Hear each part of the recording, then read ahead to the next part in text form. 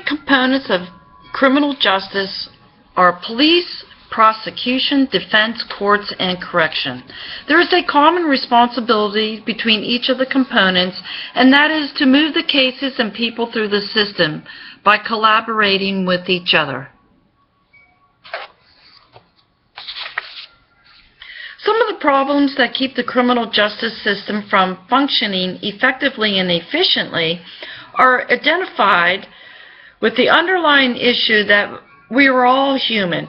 The human factor is that fairness, professionalism, integrity, and impartiality are expected of all criminal justice personnel at every stage of criminal case processing, and it is a special duty of the courts to ensure that these expectations are met.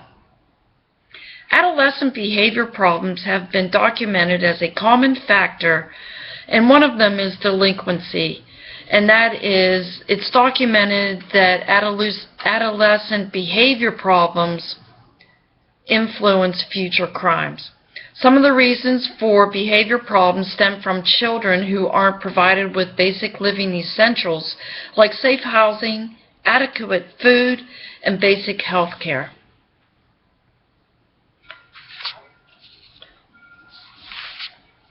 The function and procedure of the Federal Uniform Crime Reporting Program, or the UCR, is to measure and compile crime data that is reported. Across the United States each month, over 18,000 agencies, local and state, tribal and federal, report crime from their area to the FBI. The present-day criminal justice traditions and practices have evolved throughout history. Modern police forces have roots from an English king from the 7th century. Early colonists elected or appointed sheriffs to maintain peace. Through population growth and industrialization, this all helped evolve the modern police department. The Pelagian principles can be defined as professional, ethical policing practices. The basic mission for any police officer is to prevent crime and to maintain peace.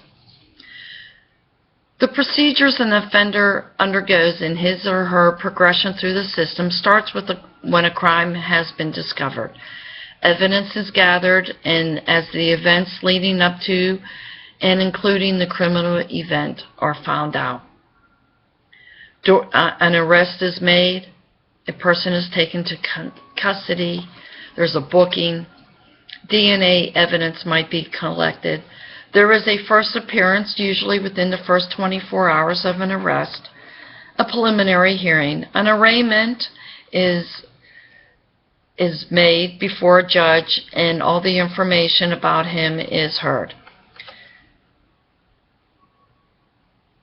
In most trials, a jury hears the evidence and decides whether guilty or an acquittal is determined. Sentencing may follow, probation, parole, and release of the offender. The courtroom procedures usually follow a certain path or guideline. Generally, the courtroom must be quiet while court is in session.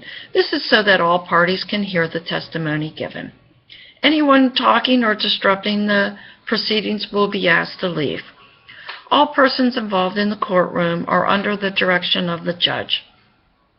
All participants are there, from the jury to the bailiff to the court reporter to the clerk of courts, all the witnesses, and especially the prosecuting and defending attorneys, the jury, as well as the spectators and the press are there. In conclusion, the criminal justice system is a very complex system.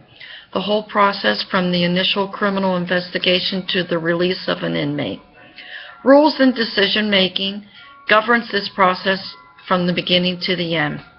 This course has been very beneficial to me because it's a subject that I've never studied. It's been most beneficial for the information from the history of the criminal justice system to prisonization that follows when someone is sentenced to a correction facility. I like how the common goal of rehabilitating an individual is throughout each step, whether it's a juvenile or an adult, male or female. Society and the governing bodies expect and are hopeful for each individual that comes through the justice system to change their criminal behavior and become a productive citizen in our community and world.